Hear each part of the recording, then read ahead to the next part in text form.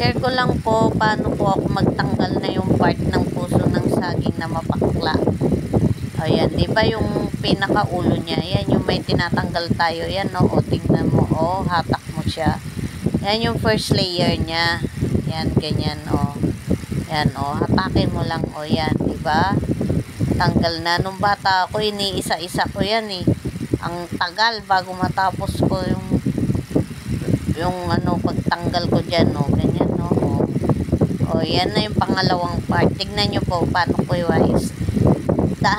Magaan lang dapat yung kamay nyo, paano nyo makuha yung ano niya, ganyan, no, ano, sumasama yung ano niya, yung part na mapakla, o yan, no, diba, kita nyo yun, natatanggal siya, ganyan lang, o yan, no, o, ganyan ako magtanggal ng yung mapakla na part ng puso ng saging. Mag-aadobo po ako. Ayan, tapos hatakin ko na yung mga matitigas na ano, balat ng saging. O yan, ganyan, tinatanggal ko na ng ganyan. O yan, kasi hiwain pa natin yan. O yan, o yan, o yan, diba, ganyang kadali. O yan, pwede na yan na hiwain, eh, baby na yan.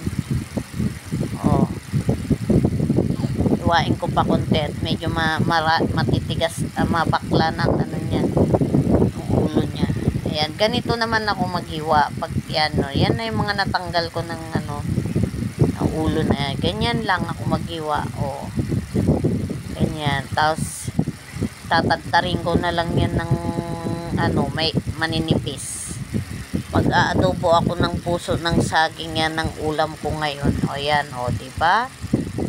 Tansyahin mo lang, kunin mo lang, kinukuha ko lang yung mga ano, mura niya, yung bubot. Kasi mapakla rin kasi ito, eh, mapait.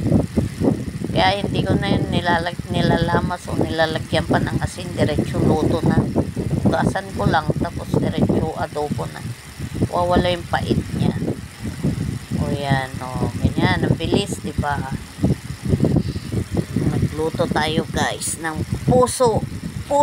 Buti pa ang saging may puso. Ano, ganyan lang kabilis.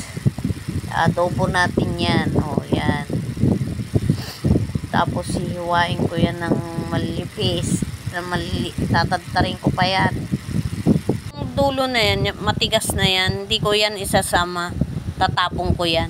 Thanks for watching.